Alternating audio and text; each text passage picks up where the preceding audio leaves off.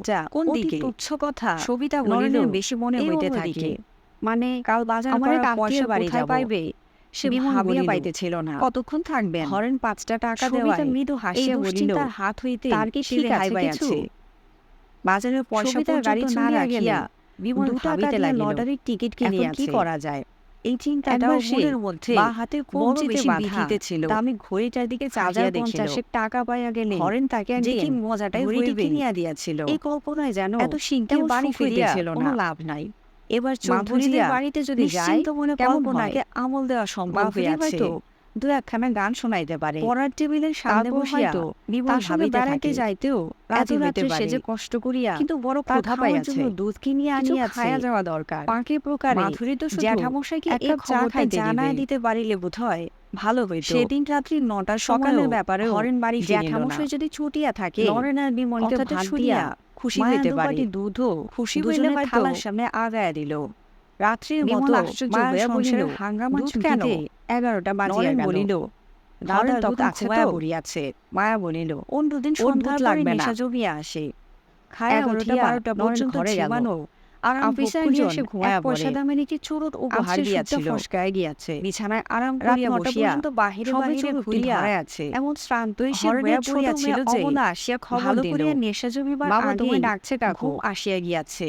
নরেন অন্য কথা ভাবিতেছিল। নরেন চিত হইয়া শুইয়া ইতিমধ্যে তৃতীয়বার দাদা কখন লটারি বাড়ি ফিরিয়াছে ফিরিয়াছে লেখাগুলি টেরও পায় নাই। খুঁটিয়া খুঁটিয়া পড়িতেছে। জানালার সিমেন্টের উপর বিমলও পরের চুরুটটি টেবিল নামায়া ছাড়িয়া রাখিয়া কয়েকখানা একটু বই অস্বস্তির আর সঙ্গেই খাতা সে পেন্সিল লইয়া হরেনের কথা শুনিতে বিছানায় গেল। আশ্রয় গ্রহণ করিয়াছে। এমন সময় বাড়ি ফিরিয়া মুখে তার তাকে গভীর ডাকিয়া দুশ্চিন্তার হরেনের ছাপ কি বলিবার থাকিতে কিছুক্ষণ পারে। হইতে সে মনে মনে একটা গল্প গড়িয়া হরেন তাকে তুলিতেছিল। 5টি টাকা দিয়া বলিল, কলেজ হইতে একেবারে সুবিধার টাকা গাড়িতে নেই মূল বলছিলে, পর্যন্ত আসিবার এই সময় টাকা কটা রাখো। একটা অ্যাক্সিডেন্ট আর ঘটিয়া শোনো, গিয়াছে।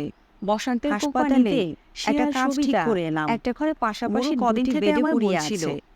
তুমি তো সুবিধার চেনো বিশেষ বিশেষ কিছু কিছু হয় চেনো না। না। শরীরটা শরীরটাকে ভালো বাঁচাইতে যাচ্ছে গিয়া না, তার কিন্তু আঘাত কি আর করা লাগিয়াছে যায়? গুরুতর। সংসার তো চালানো ডাক্তারের চাই। বারণ না মানিয়া মেয়েটারও বিয়ে দিতে সুবিধা হবে বেড দুদিন ছাড়িয়া পরে। উঠিয়া আসিয়া এইসব ভেবে তার কপালে হাত বুলাইয়া দিতেছে। হরেনের ভাব দেখিয়া মনে হয় একটা চাকরি ঠিক গল্পটি করিয়া যখন আসিয়া জমিয়া আসিয়াছে সে যেন অপরাধ হঠাৎ করিয়াছে। তখন বিমলের মনে এবং পড়িয়া নিজেকে গিয়াছে সমর্থন করার জন্য আহত হইয়া নরেনের এক কাছে হাসপাতালে কৈফিয়ত গেলেও দিতেছে। তাদের তো হঠাৎ এক থামিয়া ওয়ার্ডে গিয়া রাখিবে সে না। ডাকিল, অমনি টেবিলের উপর এক অমলা গ্লাস আসিয়া জল বলিল, ঢাকা দিয়া রাখিয়া তোর কাকিমাকে মায়া বল তো খানিকক্ষণ গিয়ে ছেলের দিকে আমি ভাত চাহিয়া খাবো না, রহিল। শুধু দুধ একবার খাবো। ভাবিল, আর বেশি নরেন রাত নিজেই জাগিতে মায়াকে খবরটা ছেলেকে জানাইয়া বারণ আসিল। করিল। তারপর হরেনের চাকরির ভাবিল, খবরের চেয়ে বড় হইতে সে হইলে শুধু দুধ রাত খাইবে, জাগিয়া না এই পড়িলে খবরটাই চলিবে যেন কেন? মায়াকে এ বিচলিত পর্যন্ত করিয়া দিল বেশি। ছেলের পরীক্ষাগুলি গৃহিণীর ভালো হয় নাই। কর্তব্য পালনের জন্যই এবার একটু রাত সে যে আজ জাগিয়ে যদি এক ফোঁটা মেডেল পায়, দুধও রাখে নাই, বৃত্তি পায়, দুধের কড়াইটা পর্যন্ত মাজিবার শরীরে জন্য শান্তি আসিয়াছে, কলতলায় বাহির কিন্তু করিয়া চোখে দিয়াছে। ঘুম আসে নাই। কি হইবে একটি এখন? পান মুখে দিয়া দেয়ালে বিমলকে ঠেস দিয়া ডাকো বসিয়া শিগগির, আর মায়া কো আনা দ্রুত পয়সা বেগে দাও। ছেলের মেডেল আর বৃত্তি পাওয়ার বিমল দিনগুলি মোড়ের অতিক্রম ময়নার দোকান করিয়া হইতে যায়। দুধ আনিতে গিয়া গেল। পৌঁছায় নরেন সেই সব ঘরে দিনে গিয়া আবার বিমল বিছানায় যখন আরাম করিয়া বসিল। মস্ত চাকরি করিতেছে, চুরুটটা নিভিয়া ঘরে গিয়াছে। একটি টুকটুকে রাত্রে বউ সহজে ঘুম আসিয়াছে। না আসিলে দরকার হইতে পারে বাড়িতে ভাবিয়া আপিম খায় দুটি একজন, সিগারেট নরেন কিন্তু সঞ্চয় জাগিয়া করিয়া স্বপ্ন দেখে রাখিয়াছিল। সকলেই। ঘুম না আসিলে হরেনের 15 বছরের মেয়ে অমলা পর্যন্ত সিগারেট টানিবার কাকিমার ইচ্ছাটা চোখ এড়াইয়া কেন যে এত প্রবল রাত্রে হইয়া খোলা ওঠে ছাদে কে একটু জানে। বেড়াইতে যায়। বিমলকে ছাদে গিয়া 5টা সিগারেট নানা আনিতে কথা দেওয়া ভাবিতে হইয়াছে। তার বড় সুতরাং ভালো লাগে। নিশ্চিন্ত মনেই সঞ্চিত সিগারেটের একটি ধরায়া সে টানিতে লাগিল। যার যা টানা অভ্যাস সেটা না পেলে কি তার আরাম হয়? হরেন আবার চাকরি করিবে, সংসারের অভাব অনটন দূর হইবে, এই চিন্তার চেয়ে অন্য একটা অতি তুচ্ছ কথা নরেনের বেশি মনে হইতে থাকে। কাল বাজার করার পয়সা কোথায় পাইবে সে ভাবিয়া পাইতেছিল না। হরেন 5টা টাকা দেওয়ায় এই দুশ্চিন্তার হাত হইতে সে রেহাই পাইয়াছে। বাজারের পয়সা পর্যন্ত না রাখিয়া 2 টাকা দিয়া লটারির টিকিট কিনিয়াছে। এই চিন্তাটাও মনের মধ্যে বড় বেশি বিধিতেছিল। 1050 টাকা পাইয়া গেলে যে কি মজাটাই হইবে, এই কল্পনায় যেন তেমন সুখ হইতেছিল না। এবার চোখ বুজিয়া নিশ্চিন্ত মনে কল্পনাকে আমল দেওয়া সম্ভব হইয়াছে। পড়ার টেবিলের সামনে বসিয়া বিমল ভাবিতে থাকে, এত রাত্রে সে যে কষ্ট করিয়া তার খাওয়ার জন্য দুধ কিনিয়া আনিয়াছে। পাঁকে প্রকারে জ্যাঠামশাইকে এ খবরটা জানায় দিতে পারিলে বোধহয় ভালো হইত। সকালের ব্যাপারেও জ্যাঠামশাই যদি ছুটিয়া থাকে, কথাটা শুনিয়া খুশি হইতে পারে। খুশি হইলে হয়তো রাত্রির মতো মায়ের সংসারের হাঙ্গামা চুকিতে 11টা বাজিয়া গেল। হরেন তখন ঘুমায়া পড়িয়াছে। অন্যদিন সন্ধ্যার পরে নেশা জমিয়া আসে। 11টা 12টা পর্যন্ত ঝিমানো আরাম ভোগ করিয়া সে ঘুমায়া পড়ে। আজ সে সুখটা ফসকায় গিয়াছে। রাত 9টা পর্যন্ত বাহিরে বাহিরে ঘুরিয়া এমন শ্রান্তই সে হইয়া পড়িয়াছিল যে ভালো করিয়া নেশা জমিবার আগেই ঘুম আসিয়া গিয়াছে। নরেন চিত হইয়া শুইয়া তৃতীয়বার লটারির টিকিটের লেখাগুলি খুঁটিয়া খুঁটিয়া পড়িতেছে। বিমল পড়ার টেবিল ছাড়িয়া কয়েকখানা বই আর খাতা পেন্সিল লইয়া বিছানায় আশ্রয় গ্রহণ করিয়াছে। মুখে তার গভীর দুশ্চিন্তার ছাপ। কিছুক্ষণ হইতে সে মনে মনে একটা গল্প গড়িয়া তুলিতেছিল। কলেজ হইতে সবিতার গাড়িতে মোড় পর্যন্ত আসিবার সময় একটা অ্যাক্সিডেন্ট ঘটিয়া গিয়াছে। হাসপাতালে সে আর সবিতা একটা ঘরে পাশাপাশি 2টি বেডে পড়িয়া আছে। সবিতার বিশেষ কিছু হয় নাই। সবিতাকে বাঁচাইতে গিয়া তার আঘাত লাগিয়াছে গুরুতর। ডাক্তারের বারণ না মানিয়া সবিতা বেড ছাড়িয়া উঠিয়া আসিয়া তার কপালে হাত বুলাইয়া দিতেছে। গল্পটি যখন জমিয়া আসিয়াছে, হঠাৎ তখন বিমলের মনে পড়িয়া গিয়াছে, আহত হইয়া এক হাসপাতালে গেলেও তাদের তো এক ওয়ার্ডে রাখিবে না। টেবিলের ওপর এক গ্লাস জল ঢাকা দিয়া রাখিয়া মায়া খানিকক্ষণ ছেলের দিকে চাহিয়া রহিল। একবার ভাবিল আর বেশি রাত জাগিতে ছেলেকে বারণ করে। তারপর ভাবিল বড় হইতে হইলে রাত জাগিয়া না পড়িলে চলিবে কেন? এ পর্যন্ত ছেলের পরীক্ষাগুলি ভালো হয় নাই।